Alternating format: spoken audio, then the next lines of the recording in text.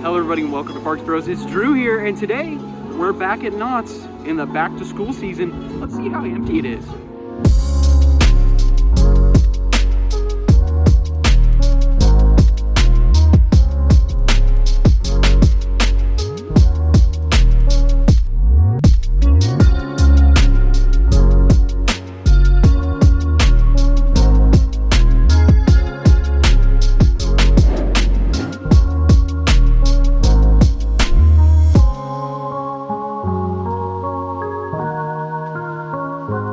After 3 minutes, we're already upstairs. We're getting on this thing real quick. Ghost Rider. After experiencing all the wooden coasters that we rode on our road trip a couple weeks back, I forgot how unbelievably smooth Ghost Rider is in comparison. Like, that thing's a steel coaster compared to any wooden coaster at Kings Island or Holiday World or even Kentucky Kingdom. Unbelievable how smooth Ghost Rider was. Running really nice today. Had a great ride on it. Glad to get on it in 5 minutes time. And of course, Knott's Scary Farm is just around the corner. As we can see, the awning, the balcony, whatever you'd like to call it, is back for Origins, the Curse of Calico. Very excited to go through this maze this year. Very excited to return to Scary Farm as well. As we're walking by the Prop Shop Pizzeria, there's some brand new facades next to the train that are getting put up. They're going to be painted soon, I'm sure. That's going to look really, really cool as you're driving by on the train. Speaking of Prop Shop Pizzeria, though, we had to stop in and get some food with my meal plan because it's delicious. Next up, I think we're going to head into the Boardwalk and check out Hang Time after our delicious pizza. Actually, a little better than last time because I think it was a little fresher. Also, shout out to the employees in Prop Shop Pizzeria. So unbelievably friendly. They were like, can't wait to see you again. I'm like, you too.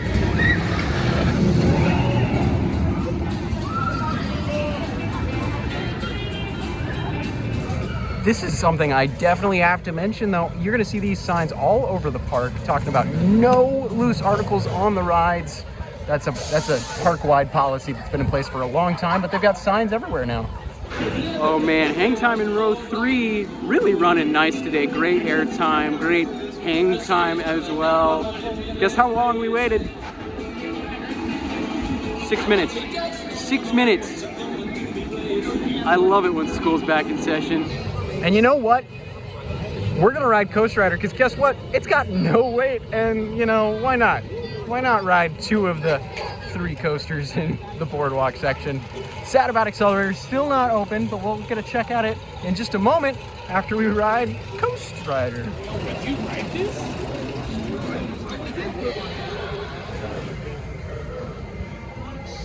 Over at Accelerator, you can see some progress is being made. The catch car is up and about. Looks like they're checking in on it right now. That's a good sign.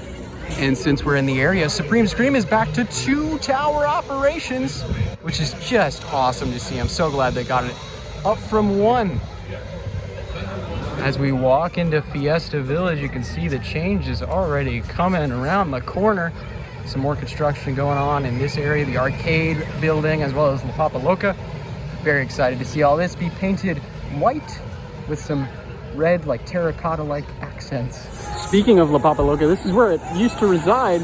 We'll see if it comes back or not. Kind of crazy to see this amount of change already. You can see all the way to Silver Bullet. I'm so excited to see all the new tile work that's going to be going in this area, as well as changing some of the layout. This is going to be absolutely beautiful back here, especially with the repaint of La Revolucion. This is what I'm probably most excited about, though. These game pavilions are going to be gone, at least by the concept art. That might change, of course. But yeah, don't get me wrong, I love playing some Boardwalk games every once in a while, but I think this area will look a lot better, especially with the redoing of the lake over here by Jaguar, as well as adding even more Mesoamerican styled statues. Yeah, I'm so unbelievably excited, especially for the repaint on La Rev, as well as just the redoing of all this area. I think it's gonna look so much better, at least personally. Crazy to see the walls have even expanded since last year here, just a tiny bit. More and more work is going on every single day. Don't get me wrong, I've been very excited for changes to this park ever since I started covering it, especially with like Hang Time opening up. But I think this is the thing I'm most excited for, because I feel like Fiesta Village has always gotten the short end of the stick. It definitely deserves the revamp for next year more than any other area of the park. Don't get me wrong, I loved playing with the boats, racing around this lake way back in the day, but I am happy to see this changing in the near future, because it's just gonna look so much cooler, especially with all the plant life that'll be introduced into this region, as well as some statues too.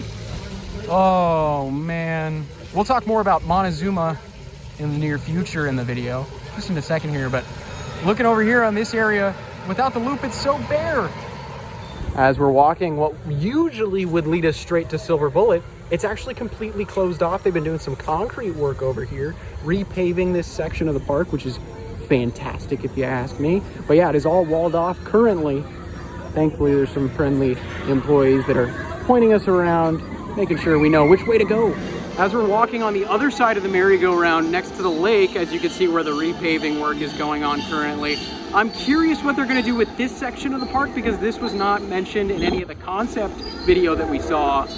I'm thinking maybe they repave this area as well to kind of fit in with the rest of the surrounding of the lake, if you will. I think that'll probably be what happens over here, but we'll just have to wait and see. Oh boy, speaking of Jaguar though, since we're right underneath it, why not ride it before some changes might be coming? Maybe even a repaint or something, but this is easily one of my favorite queues in the entirety of the park, because it's so well detailed and themed. I'm glad we got to ride Jaguar, because we got a great look at everything going on with MonteZOOma. There's so much going on. Yeah, of course, the biggest change, at least out front, is the fact that the sign for MonteZOOma's Revenge is no longer here, which is a real bummer. Kind of hoping the snake, dragon, whatever it is, ends up being inside the queue itself. Of course, with MonteZOOma, the Forbidden Fortress, there's going to be a treasure involved. I'm kind of hoping they paint it gold and include it in the treasure. I think that would be a really cool nod to MonteZOOma's Revenge, and of course the old sign, and how iconic that snake was. But I'm sure some of you eagle-eyed peeps out there noticed the track is no longer connected to this backward spike. We'll see what happens. It's currently tethered down to a couple of the trees. They've got some reinforcement also that has been welded onto the supports that you can see right there, which is pretty interesting. So maybe this is going to be sticking around for a little while longer. But yeah, it no longer connects to the rest of the track. And speaking of the rest of the track, that way towards the launch side, there is nothing past where the launch ends, all the way up to that spike over there. So no track where the loop is at all. You can just see the bare foundations. We might get a look at it in just a second over when we go into Camp Snoopy. But outside of that, all of the launch itself has been gutted as well. Something else we spotted while riding Jaguar is the fact that all of the stanchions, all the railings for the queue have been taken out entirely. So there is no more queue space that is currently right here. They might be changing that very, very soon. We'll see. Yeah, though, MonteZOOma, the Forbidden Fortress, is going to be so much fun. You got multiple different types of launches, as well as Jaguar going by. But yeah, it should, at least in theory, be the same layout. So we'll see what changes there. The loop should be coming back, at least from what we've seen. We'll see if the spikes change, though. But the reinforcement kind of, you know, make me interested. Here's another look at the reinforcement that's been placed on this back spike. We'll see what this means in the future. But yeah, so interesting to see all of this weld work going up.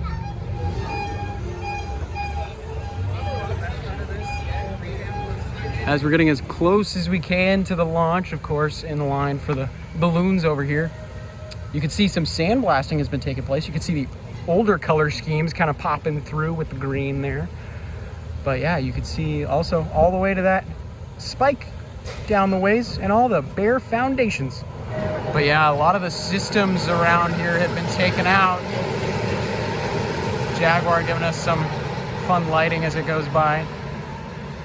But really, it's just bare track over here. You can even see some of the wheels that would guide that cable just sitting there. Kind of a bummer we don't get the dueling loops anymore between MonteZOOma and Silver Bullet, but that loop should be returning pretty soon. Next up, we're gonna take a ride on the B&M inverted coaster at the park, Silver Bullet. Let's see how it's running and compare it to things like Raptor at Cedar Point and Banshee at Kings Island.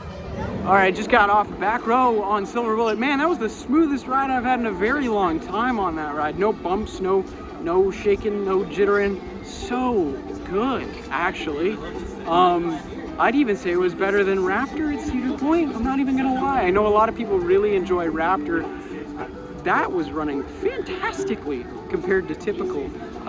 But yeah, after getting a ride on this butte, we're gonna head towards the back of the park, and we have to walk all the way around to get there because that pathway is being redone in that section of the park. So we can't cut through the tunnel into Ghost Town from Silver Bullet.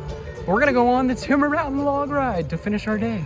You can kind of see what I'm talking about as we walk by the train station, how there's walls right there. So you can't get through that tunnel currently. So we walked all the way around. We can get a view of the Calico Mine ride. Speaking of Silver Bullet though, as we're walking towards Timber Mountain log ride, 2-minute wait before we got on.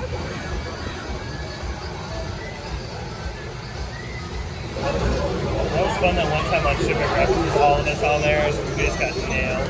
That'll be the final train of the day and our final ride of the day. As you can see, I rode in the front row. That wasn't too bad though, just a little bit wet. But yeah, Timber Mountain log ride, always a great one. Longest wait of the day, about what, 10, maybe 12 minutes. So not bad at all. Yeah, the park is finally coming back to the off season, if you will. So happy to have this time back. I know it's really selfish of me, but I love visiting this park when there's not too many people around.